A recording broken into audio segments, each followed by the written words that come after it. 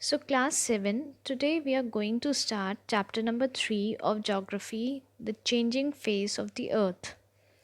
Children, you know that Earth is an active planet. Number of movements and changes take place all the time inside the Earth. Some forces which brought changes are external to the Earth, while others are internal to the Earth. On this basis, the forces of the Earth are divided into two categories, that is, endogenous forces and exogenous forces. So there are two forces of the earth, and there are endogenous forces and exogenous forces. So this chapter is all about these two forces of the earth, and in the chapter we will discuss, or we will see that how these forces have an effect on the changing face of the earth. So first of all, let us know the difference between endogenous forces and exogenous forces. So, children, first of all, what are endogenous forces? Endogenous forces are also known as endogenetic forces, right? Here, endo means inside. So, endogenous forces are those that arise inside the earth, and examples are like earthquakes, landslides, volcanic eruptions, mountain buildings. So, endogenous forces are of two types, that is, sudden or unpredictable, and continuous or diastrophic, right? Now the exogenous or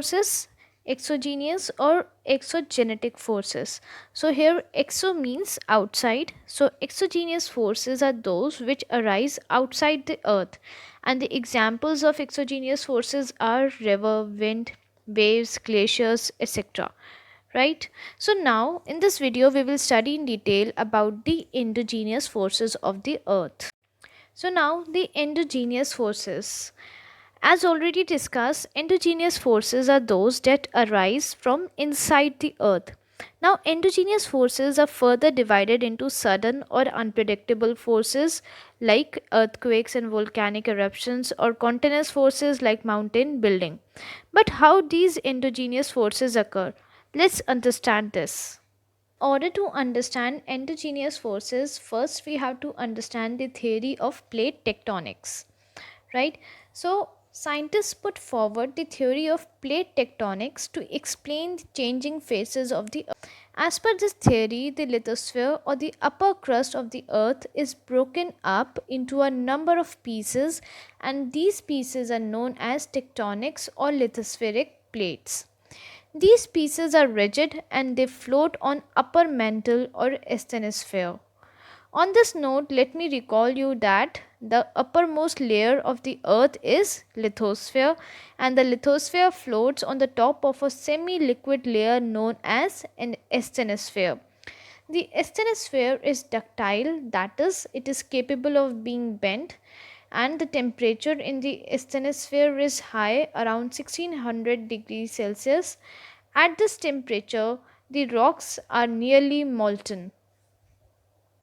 So again, the theory of plate tectonics states that the earth is broken up into number of pieces, and these pieces are tectonic plates, and these tectonic plates are always moving.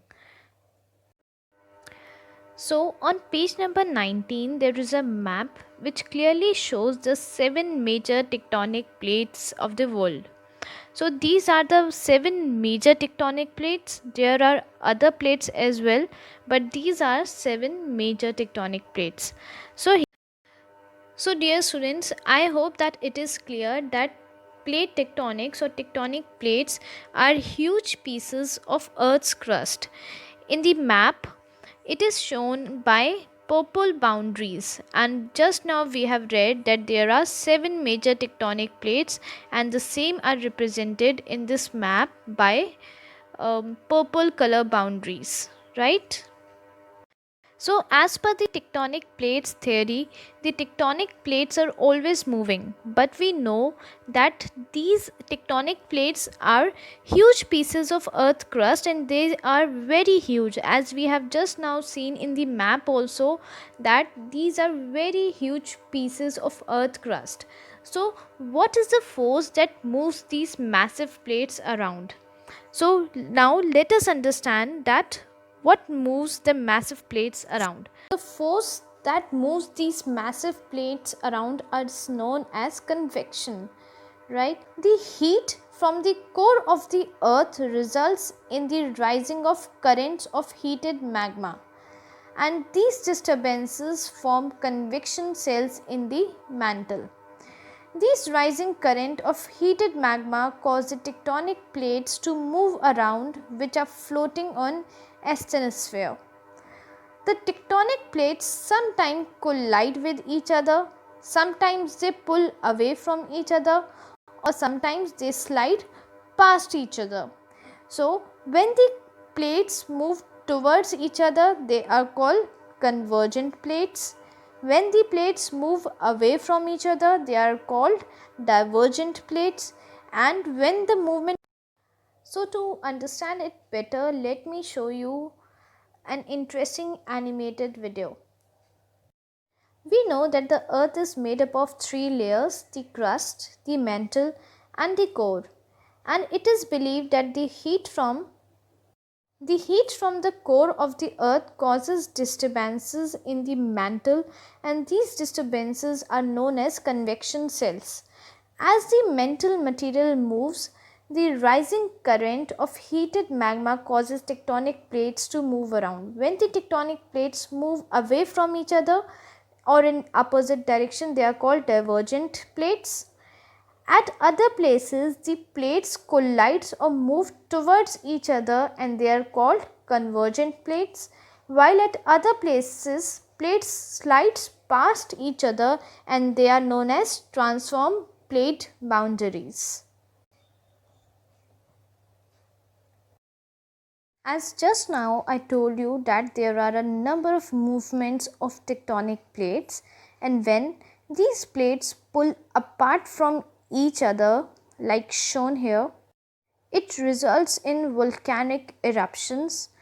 And when the plates converge or collide with each other, slowly the mountains are formed. These mountains are formed by the collision of tectonic plates, and even the continents join. So children, I hope that now you have understood that what are plate tectonics and what is the theory behind plate tectonics, and must have understood that what are convergent plates, what are divergent plates. Also, there is a diagram on page number 19 here. This diagram shows the divergent plate boundaries, the convergent plate boundary, and transform plate boundaries. So you need to draw this diagram in your notebooks. Also, we will discuss the further part of this chapter in our coming videos. Thank you for watching, students, and do read the chapter once after watching this video.